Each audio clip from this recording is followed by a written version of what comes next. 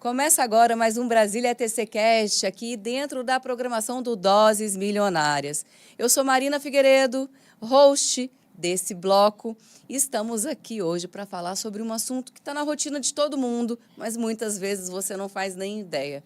Segurança da informação, cibersegurança, dados sensíveis e muito sobre esse universo digital que hoje em dia a gente está imerso. Com vocês, Eduardo Neri, CEO da Every Cybersecurity. Tudo bem, Eduardo? Tudo bem, Marina? Bem-vindo. Boa tarde. Estamos à disposição para trazer aqui informações sobre esse segmento tão importante que é a segurança e privacidade da informação. Dudu, a gente nunca falou tanto sobre estelionato digital, sobre crime digital, sobre crime de WhatsApp.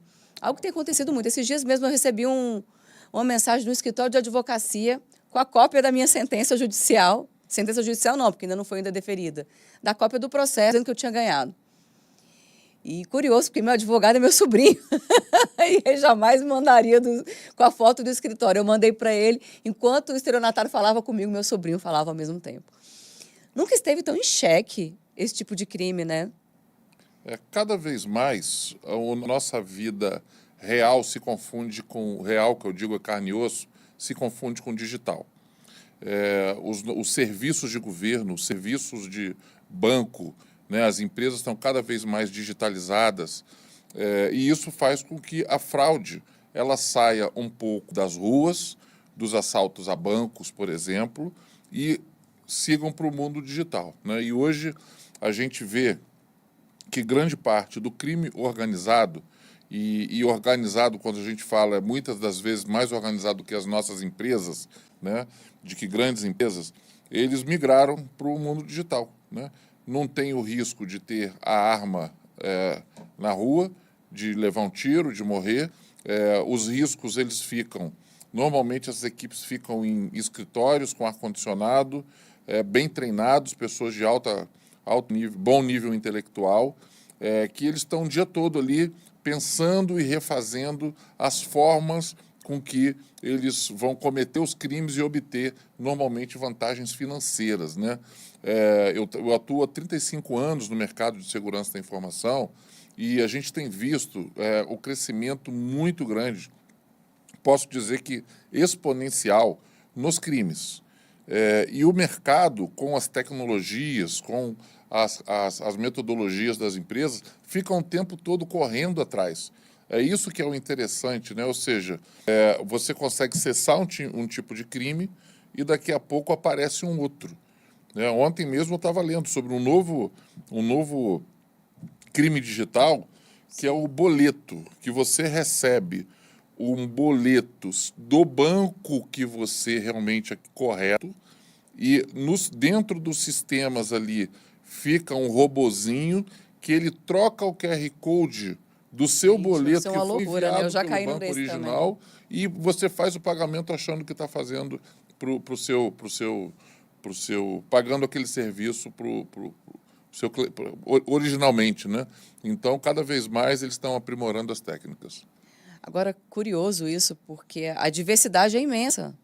Eles têm atuado em várias áreas.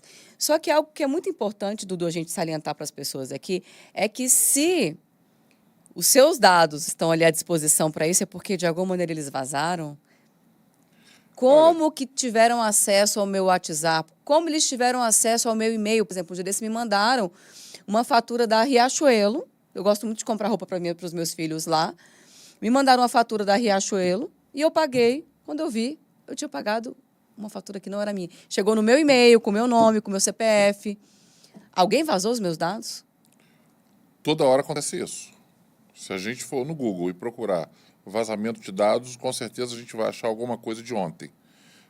Eu sou do tempo que vendia-se CD na 25 de março, em 25 de março, né, em São Paulo, CD com os dados da Receita Federal. Só que hoje a gente tem que estar toda hora acontecendo esse tipo de coisa. Por exemplo, as pessoas vão à farmácia, pedem o CPF, entra para ter um desconto. Alguns estados já estão proibindo que as farmácias peçam o CPF para dar desconto, né? A gente vai numa loja, a gente vai Pega um Uber, né? De vez em quando eu faço um exercício para entender com quantos CPFs e CNPJs eu interajo por dia. Dá 30, 40. Né? Se a gente for começar o nosso dia, onde a gente mora, por exemplo, num condomínio, onde lá tem câmera te filmando. Aí você entra no Uber, por exemplo. Ali você interage com uma pessoa física e uma jurídica ao mesmo tempo. Sim. Aí, se você, qualquer prédio que você vá, tem uma câmera, tem uma portaria ali que vai te identificar. Né? Então, eu, por exemplo, me identifiquei aqui embaixo agora. Meu dado está ali. Eu não sei há quanto tempo vai ficar e o que vão fazer com as minhas informações. E muitas das vezes, nesses sistemas de check-in em locais que a gente, em prédios, enfim, a pessoa da recepção usa um celular dela, pessoal, para tirar uma foto do seu documento. Eu, por exemplo, não deixo. Né? Eu tive várias vezes, várias situações que eu tive que... Eles tiveram que arrumar um outro jeito de eu entrar no ambiente. Então, o vazamento de dados, dizem aí que os dados são o novo petróleo, né? Só que esse petróleo não está bem protegido. Não está. Hoje, a gente pode dizer que é uma Disneylândia para quem está mal intencionado de obter dados e informações de nós, consumidores, nós cidadãos. Né? O underground da internet vende não só os nossos dados, vende a forma com que eu vou fazer a fraude. Então, tem sisteminhas que são vendidos, onde você compra lá por um valor específico, você aperta um botão, o sistema já vai começando a executar a sua fraude. Então, a fraude, né? Então, nós temos que ficar o tempo todo vigilantes em relação aos nossos dados pessoais, e é por isso que existe a Lei Geral de Proteção de Dados Pessoais, que é a LGPD, que é um regulamento brasileiro, mas no mundo todo, hoje mais de 80% dos países, 89% dos países hoje têm um regulamento de privacidade. E é esse o caminho que a gente deve ir para que os nossos dados, os dados do cidadão, sejam preservados. O que me impressiona é que o brasileiro não consegue ver a gravidade do que é você trocar o seu CPF por um balão, você trocar o seu CPF por uma garrafinha de amostra grátis ou por um desconto de 5%. Aqui em Brasília já está em vigor, inclusive, a legislação em que você não pode mais pedir os dados das pessoas antes de fazer uma venda. Você não pode exigir. Você pode até conscientizar que se ela quiser participar de ela dê ou não. Você não pode pedir. Hoje em dia, você chega numa farmácia, eu só quero comprar um remédio para enxaqueca, eu não quero mais nada. Você pode me dar o seu... Não, eu só quero comprar o remédio. Será que tem como? Não tem como. E tem coisa mais grave que isso, que é a biometria.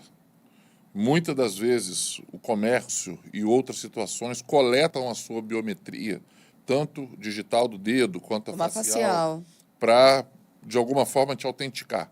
Né? Então, vamos voltando. De novo, eu subindo aqui para esse bate-papo, coletaram a minha informação lá embaixo.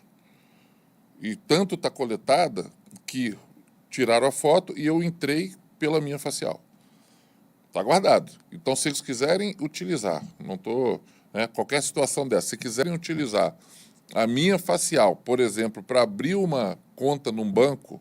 Não compraram um carro de 100 mil com o meu rosto? Com você, né? É isso. E eu fui dizer, você sabe como que eu descobri? O banco me ligou para confirmar a compra numa concessionária física. E aí a gente conversando sobre, eu falei, não, eu estou com Covid, eu estou trancada em casa. Aí eles pegaram uma foto e começaram a dizer a cor da blusa que eu estava, em que circunstância que eu tirei aquela foto. E eu descobri que eu estava na parte de fora da minha casa, foi quando eu fui comprar um celular de uma grande telefônica. Ou seja, os meus dados vazaram dessa telefônica. E dali, nesse momento, foi a hora que coletaram a sua biometria facial. Que é mais grave ainda do que só os dados. É mais grave ainda, mas hoje está mais simples para o fraudador, tá? Hoje, uma simples foto que a gente coloca numa rede social, eles conseguem dar vida àquela foto. Consegue fazer você piscar, consegue fazer você mexer, e numa hora de uma autenticação dessa no registro de biometria, dependendo do sistema de biometria que está do outro lado, é possível essa foto virar como se fosse uma realidade. Agora, Dudu, você é CEO da Every, que é uma empresa de cibersegurança. como que é a atuação disso em grande escala? Porque você atende hoje os maiores órgãos nacionais. Queria que você falasse um pouco do seu portfólio e me dissesse como você atua dentro dessas empresas para que haja a segurança da informação e para combater, dentro dessas entidades, crimes como esse. Sim. Inicialmente, é importante sempre fazer um diagnóstico, ou seja, entender qual é a situação daquele ambiente em relação a possíveis vazamentos, crimes digitais, segurança da informação, entre outras coisas. E a partir de um diagnóstico, é possível implementar ferramentas, algumas consultorias específicas, como políticas. Então, hoje, a maioria dos acessos indevidos, eles são feitos com o uso de engenharia social. Ou seja, as pessoas estão capacitadas, isso diminui muito o percentual de possibilidade de um crime ou de um vazamento, seja o que for. Eu preciso clicar no link, eu preciso disponibilizar alguma coisa. Se eu me protejo, isso tudo inibe um bocado. É a conscientização das pessoas. Isso é muito importante, né? Além de algumas técnicas, de algumas ferramentas, a capacitação das pessoas é primordial, porque é o tempo todo que nós recebemos e-mail com link, uma ligação, né? Eu, por exemplo, como eu falei, eu trabalho há 35 anos nessa área, eu sou naturalmente desconfiado, né?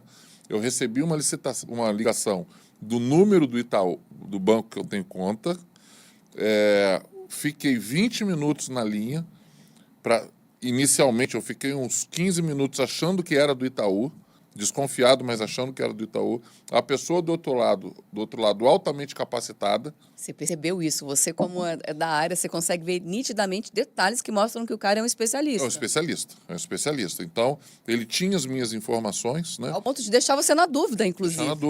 Deixar na dúvida. Meu pai teve uma situação agora que ele transferiu alguns milhares aí de reais em relação ao crime. Eu sempre falei para ele, pai, se te ligarem, se te mandarem Pix, se falar... E nesse caso meu, era um WhatsApp com a minha foto. Meu pai achou que era eu. Ele estava mandando dinheiro para mim. Então, eles são altamente capacitados. E nós temos o papel de conscientizar. As empresas devem conscientizar as pessoas sobre isso. E, principalmente, fazer também esse diagnóstico, né? Eu costumo comparar com, por exemplo, a gente sentir uma dorzinha no joelho.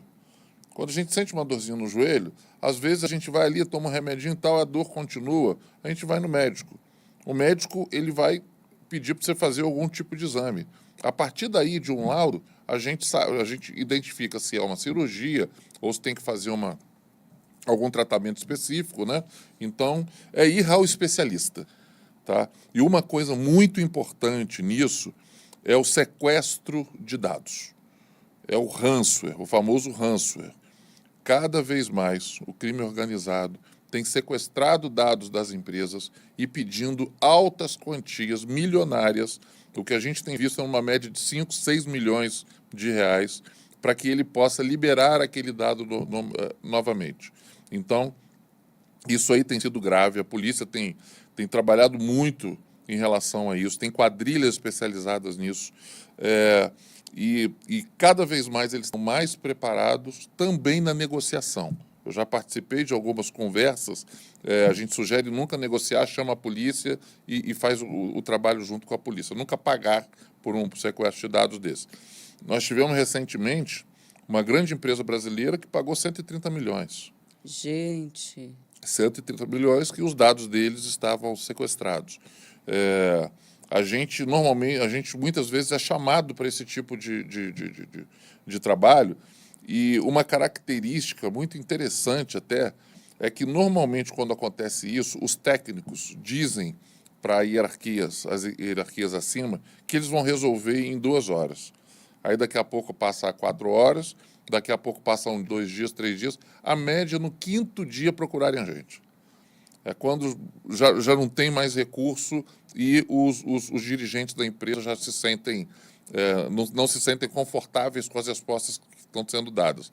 E numa dessa situação, eu vi o dono da empresa, ele era sócio dessa empresa há mais de 40 anos, eu vi ele sentado no chão chorando, como se tivesse perdido um ente querido. Né? Porque tinha mais de 3 mil colaboradores ele não estava conseguindo trabalhar, produzir, pagar salário e tal. E é muito triste. E é um caso muito sério. Exemplifica, Dudu, por exemplo, o que seriam esses dados, para as pessoas entenderem o quão relevante, o quão fundamental esses dados são para o funcionamento da empresa. Ok, uma empresa de call center. Uma empresa de call center precisa ter os dados ali de quem está entrando em contato com ela. Então, os sequestradores vão e criptografam aquela informação e não é possível mais acessar os dados do cliente daquela empresa, por exemplo, né? Então, um banco, são os clientes do banco, né? Então, uma empresa aérea, são os voos que estão marcados com as pessoas que estão lá que precisam viajar. Então, é o dado, em geral, do cidadão, o dado que aquela empresa custodia, ou seja, pode ser dela também. Ela não consegue reconstruir para continuar trabalhando. Não tem essa... Se ela tiver um processo de recuperação de dados eficiente, sim. Um backup, mais uma de nuvem, 80%, alguma coisa assim? Mas eles criptografam backup também. Jesus! Por isso que o processo ele tem que ser um processo eficiente, tanto de backup quanto planos de continuidade de negócios. É muito relevante, e isso é pouco visto pelas empresas, a questão da continuidade de negócios, né? O governo tem feito alguns normativos quanto a isso, quanto ao vazamento de dados, com a LGPD, né? Então, há 15 dias atrás, o Tribunal de Contas da União publicou uma auditoria em 378 órgãos públicos sobre como eles tratam a Lei Geral de Proteção de Dados Pessoais. E o resultado é alarmante. Ou seja, nem dentro do próprio governo, de onde sai a legislação, está sendo cumprido. Quem disse isso foi o TCU, não sou eu. Sim. Né? E diversas situações, como nós tivemos o STJ publicamente difundido, quando eles tiveram os dados deles criptografados, sequestrados, e outros grandes órgãos. O governo publicou essa semana a política de cibersegurança do governo. E é muito interessante que o primeiro item que ele coloca é a concentração de pessoas e a proteção dos dados dessas pessoas. E a gente fala, Dudu, aqui de pessoas de classe média alta, classe média. Agora você vai falar com o pessoal de classe média, de classe baixa, que mora na periferia, que para eles ter um smartphone é a descoberta do universo. Eles não sabem lidar com isso. Você fala que se você clicar no link, você vai ganhar um dinheirão. Por que eu não vou clicar? Vou te dizer onde que acontece a maioria dos crimes, em média, no Brasil, aqui no plano piloto em Brasília, por conta da renda per capita. Então é mais na classe média mesmo, não é na... E para o criminoso... tem um potencial maior. É um potencial maior ligar para um aposentado do judiciário, que tem uma receita alta, do que no interior de algum estado. Mas, então, eles atuam, isso é comércio. Né? Então, eles sabem disso. Eles são muito bem capacitados. Impressionante. É impressionante isso, porque se eles estão querendo obter vantagem financeira, eles vão fazer com quem ganha 30 mil ou com quem ganha 2 mil reais. Quem ganha 30 mil, a possibilidade de ter um dinheiro em conta, por exemplo, maior, é maior do que quem ganha 2 mil. Agora, quando a gente fala de ANPD, que é a Autoridade Nacional de Proteção de Dados, e a própria LGPD, a atuação está vindo com força? Como as empresas podem fazer para se proteger, para não vazar dados sensíveis e também para que eles não caiam ali nessa malha fina? A ANPD, a Autoridade Nacional de Proteção de Dados, tem feito um trabalho bem positivo, né? Só que do nosso lado, que a gente vive a proteção de dados, a gente acha que eles estão multando muito menos, sancionando muito menos do que a gente imaginou, né? Eu fiz os 3 primeiros projetos de adequação LGPD do governo federal. Hoje a gente já fez mais de 500 projetos de adequação. E a gente acompanha essa questão e tem visto que realmente, eu costumo dizer o seguinte: na hora que sair no Jornal Nacional ou no Fantástico que a ANPD sancionou alguém de forma mais pesada, as pessoas vão passar a se conscientizar mais da importância de estar adequado à LGPD. Então, um exemplo. Nesse momento, está ocorrendo uma fiscalização nos clubes de futebol, em 23 grandes clubes de futebol, relacionados a facial para entrada no estádio. Né? Então, esse é um caso que pode ir para a mídia, que pode trazer um pouco de conhecimento para o cidadão e para as empresas sobre a importância da proteção de dados. Ou seja, o vazamento de milhões de torcedores que entraram ali no estádio. É isso. Os dados todos vazados. Exato, exatamente. Então, é importante que a gente entenda que essa conscientização ela é fundamental. As ferramentas são fundamentais. O atendimento à legislação é fundamental. E cada dia que passa, como eu falo, a gente vive mais um mundo digital. A gente tem uma extensão do corpo hoje, que é o nosso celular. Total. Sem ele a gente fica perdido, né? Muitas das vezes, a gente dá um bom dia no nosso celular para alguém, no WhatsApp, quando a gente acorda, do que quem dormiu a noite toda do nosso lado. Triste, né? Não é isso? Muitas das vezes, a gente dorme mais perto do celular do que quem está na mesma cama. Então, a gente tem que entender que, da mesma forma que a gente atravessa a rua, olha para os dois lados para poder atravessar, a gente tem que fazer coisa parecida no nosso uso de dispositivos digitais. Por fim, a gente já está no finalzinho, queria só que você me falasse aqui 5 dicas fundamentais para que você não caia em ciladas falando de smartphone. Ok. Primeira coisa, dupla autenticação no WhatsApp. Isso faz com que grande parte dos crimes eles não aconteçam. Então, é fácil de configurar dupla autenticação, tanto no smartphone quanto em sistemas que a gente usa no nosso dia a dia, né? Uma outra coisa é não cair nesse golpe que você caiu, que foi alguém bater na sua porta para entregar um produto, ou seja, o que for, e pegarem a sua facial. Não pode tirar foto sua. Não aceita. Não. Muito menos em celular de empresa. Na verdade, aquilo ali não é tirar foto. Eles já estão com o sistema do banco online ali. Eles só estão fazendo o seu reconhecimento facial. Né? Alguns casos pode ser foto, mas a maioria já é o sistema do banco ao vivo ali. Entendi. Eles já vão na porta com o sistema do banco para autenticar. Né?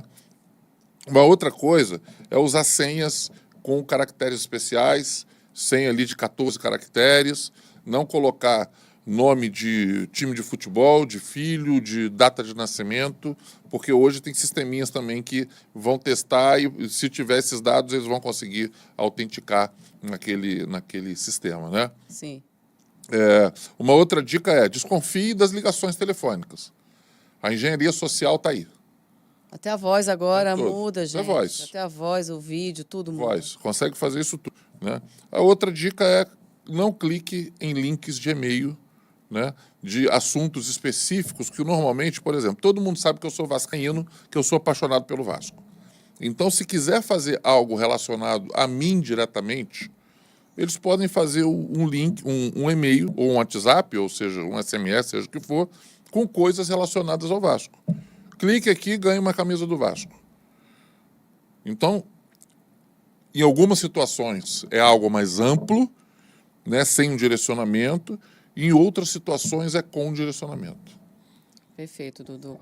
Queria pedir para que você deixasse um recado para a Câmera 4, chamando para seguir suas redes, site e saber um pouquinho mais sobre a Everly, para a gente fechar nosso programa de hoje. Ok. A gente tem feito um trabalho de conscientização muito interessante nas nossas redes. A rede da Everly, o Instagram, é @EveryCybersecurity, né? O meu pessoal é Dudu, @DuduNeri. E a gente tem trabalhado muito, tem suado muito a camisa para a gente trazer para o mercado, trazer para os clientes uma proteção de dados efetiva. E recentemente a gente, em alguns projetos no estado do Rio de Janeiro, a gente ajudou o estado a transformar o estado do Rio de Janeiro no estado da privacidade da informação. E isso cada vez mais vai acontecer, cada vez mais está no nosso dia a dia os crimes digitais, as proteções que têm que ser feitas, e nós estamos prontos para ajudar os nossos clientes para que eles tenham realmente uma proteção de dados bastante efetiva. Muito bom, Dudu. Foi muito bom ter você aqui conosco. Agradeço a participação aqui do Gustavo, João, Charbel, Ana Blá, Vinícius Benedictus, Lúcio, Marcelo Lino, um monte de gente aqui acompanhando, parabenizando a sua atuação. Agradeço pela participação de cada um de vocês. Foi muito bom ter você aqui. Muito vascaíno aí, tá? Muito Tem alguns vascaíno, vascaínos aí que né? hoje nós estamos felizes. Aí você lê alguns nomes aí de amigos meus vascaínos, tá? Pessoal, foi muito bom esse papo. E o Brasília TCcast termina por aqui. Acesse o nosso programa no link do YouTube, assista mais vezes. Acesse o nosso Instagram, brasilia.atc, vá ao nosso site, brasiliatc.com.br. E um beijo para vocês, um abraço e até a próxima. Ferramentas necessárias para conquistar seus objetivos e impulsionar sua vida pessoal e profissional. Doses Milionárias.